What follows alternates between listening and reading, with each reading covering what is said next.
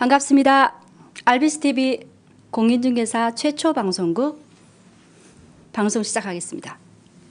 내가 처한 현실에서 어느 정도의 확신만 있어도 나는 행동을 옮겼고 결코 후회하는 일이 없었다. 리 아이어코카는 그런 말을 했습니다.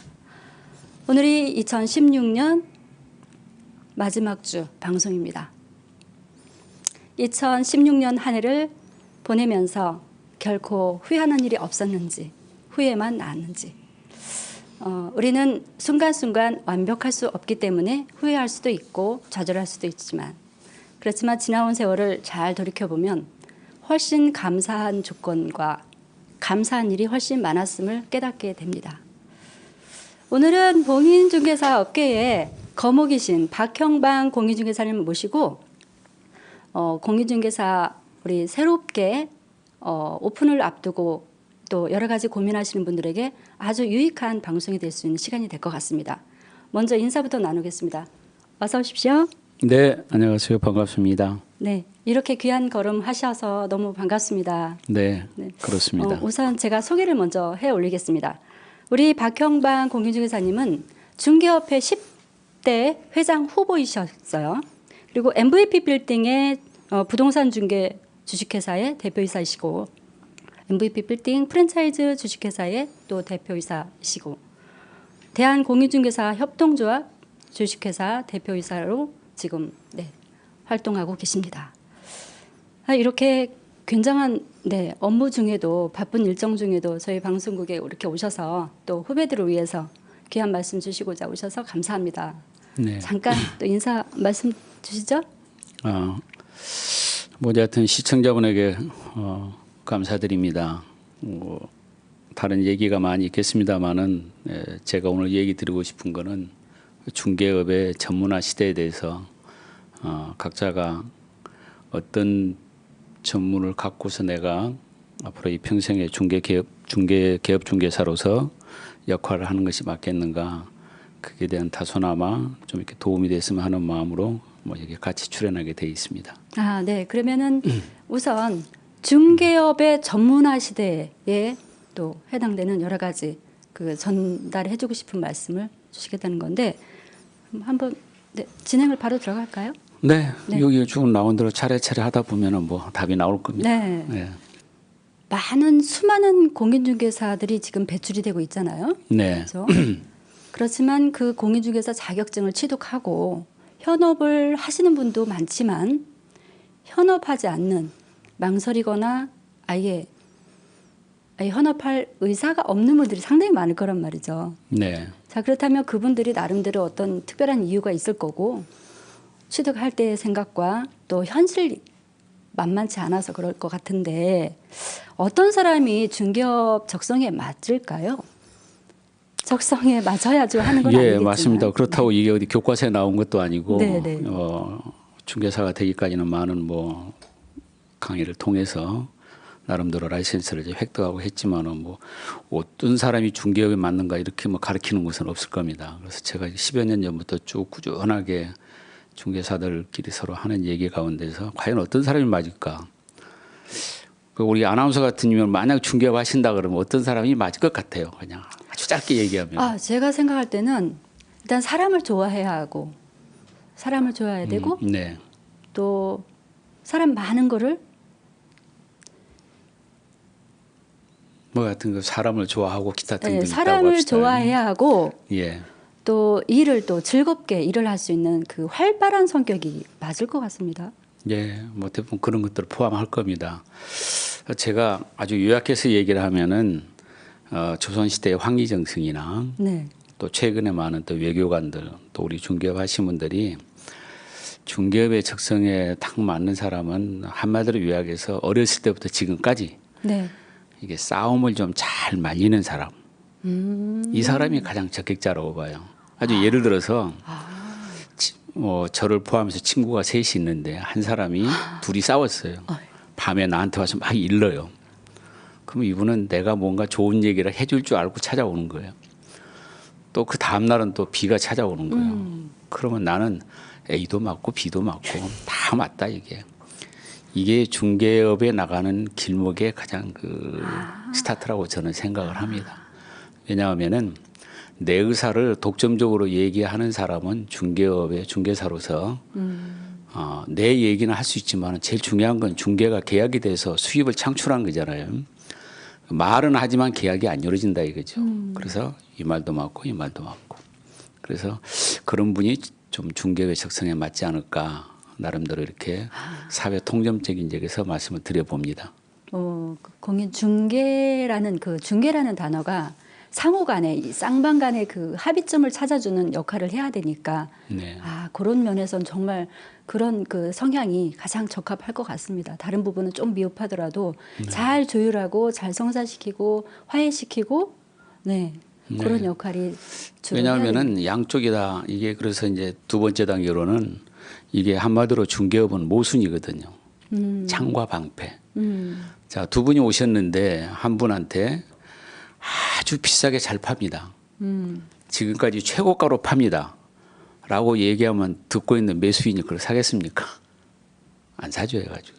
또 사는 분한테 가장 저렴한 금액으로 지금 구입합니다. 아직까지 이렇게 싸게 나온 적이 없습니다. 그럼 또 파는 사람이 팔겠습니까? 안 팔거든요. 그래서 항상 각각이 놓고 파는 분한테는 가장 잘 판다고 얘기하면서도 좋아해야 되고 사는 분은 굉장히 싸게 산다고 하면서도 좋아해야 되고 그러니까 결과적으로 창과 방패처럼 두 개가 이렇게 모순된 점에 있는 거예요. 그러면서도 계약이 체결이 돼야 되니까.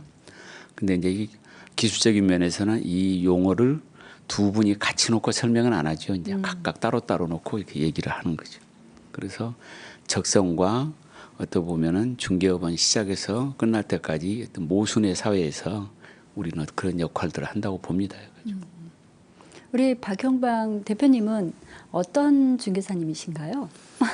저는 중개를 잘해요.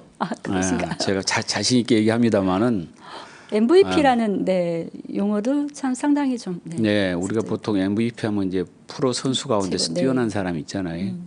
이제 그 플레이어 대신에 우리는 거기에다 이제 프로페셔널을 넣어서 용어를 선택했는데 뭐 이것도 한 120개 되는 도메인 가운데서 최종적으로 하나 선택한 겁니다.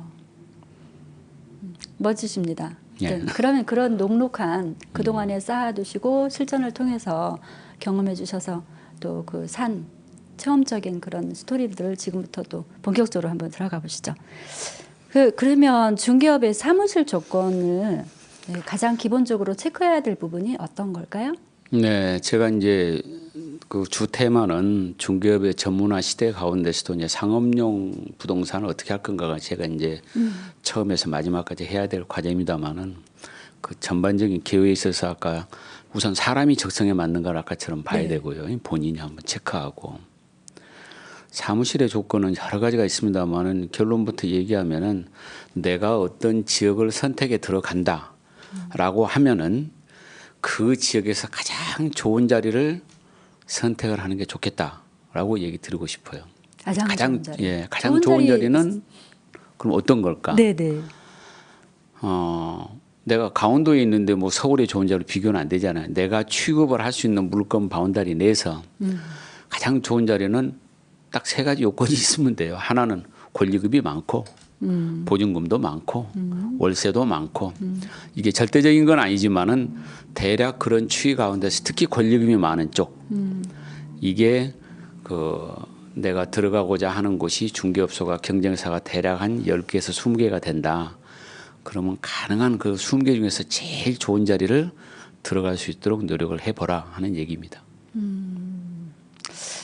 그러면 적성도 파악을 했고 좋은 사무실 조건도 파악을 했고 그다음에 이제 그러면 스스로의 어떤 인적 구성원을 앞으로 이제 혼자 할 수는 없을 거고요. 네. 같이 하게 되면 어떤 파트너와 어떤 구성원을 세팅을 하는 것이 함께 오랫동안 롱런하는 사업 할 수 있을지. 네. 그러니까 이제 뭐 사람을 맞춰놓고 이제 아까 잠깐 사무실의 조건 가운데서 이제 한 가지 또 유의할 사항은 그 권리금이 많다 해서 이제 무조건 좋은 게 아니라 항상 그 전제가 따르잖아요. 내가 이 자리가 굉장히 좋고 현재로서는 뭐 권리금이 몇 억씩 가는데 갑자기 도시계획에서 길이 나거나 수용이 되거나 또는 건물이 낡아가지고 뭐 얼마 가지 않아서 건물주가 철거하면서 나가라고 하거나 이런 경우는 권리금에 대한 절대적인 손실이 있기 때문에 그런 것도 항상 공부상이라든가 이런 것들 잘 확인하고 들어간다고 전제하에 그렇죠. 좋다는 그렇죠. 얘기지. 그렇죠. 그냥 막연히 막 권리금 많은 데가 다 좋은 건 아니고 이제 그런 점을 한번 짚고 넘어가고요. 인적 구성원이라고 하면은 어차피 이제 사람끼리 하는 건데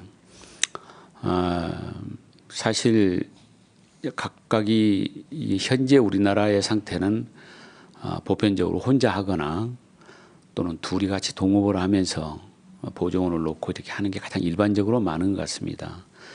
우리가 사무실 구성원을 이렇게 하는데 우리가 중개업을 하기 위해서는 요건이 분명히 개업중개사 라이센스가 있어야 되고 또 사무실이 있어야 되고 사람이 있어야 되는데 이게 현재 그 중개업을 하신 분이 혼자서 세 가지를 다 갖추질 못해요. 그러니까 내가 라이센스도 있고 자금도 충분해 가지고 사무실도 없고 능력도 뛰어나서 중개도 잘하고 이런 분은 쉽지가 않더라고요.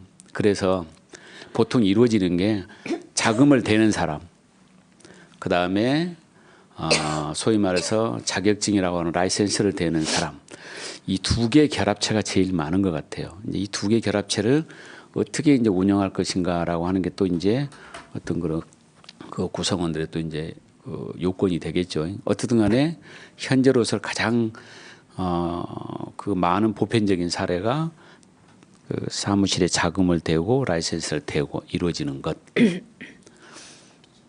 이런 경우가 가장 많습니다. 주로 중개업의 기본 과정이라고 하면 어떤 거를 들어서 말씀하시는 거죠? 지금 아까 구성을 얘기하다가 다 마무리를 못했는데요. 네, 계속해서 주시죠. 예, 네. 제가 또 혼자만 계속 얘기하면 심심할까봐 제가 끊어서 얘기해드린 겁니다. 네. 구성원이 이게 라이센스하고 들어오면은 현재 우리나라에 이 구성원 문제가 왜 중요하냐면은 상당히 많은 숫자는 이 중개업에 뛰어드시는 분들이 40대 이상이 넘어가서 하다 보니까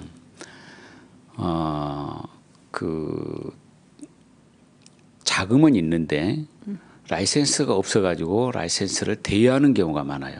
그러니까 이게 얼핏 보면은 대여 같기도 하고 동업 같기도 하는데 그래서 가끔 일반 사무실에 가보시면은 아주 젊은 사람이 라이센스를 걸어놓고 브리핑 설명은 나이 드신 분이 하는 사례가 대표적으로 돈은 연세 드신 분이 되고 자격증은 20, 30대가 되는 경우 이런 경우가 자칫 잘못하면 대여업자로 보기가 가장 쉽습니다.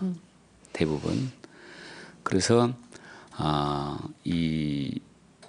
정말 이제 20, 30대부터 좀 젊은 중개사들이 진짜 현재 뛰어서 뭐 투잡식으로 왔다 갔다 하는 게 아니라 여기 직접 뛰어들어서 내가 돈은 없지만은 라이센스를 갖고 자금이 풍부한 조금 더 연배되신 분하고 잘 조율을 해서 사무실을 끌어간다고 하면은 우리 중개업 전체에 많이 도움이 되리라고 생각합니다.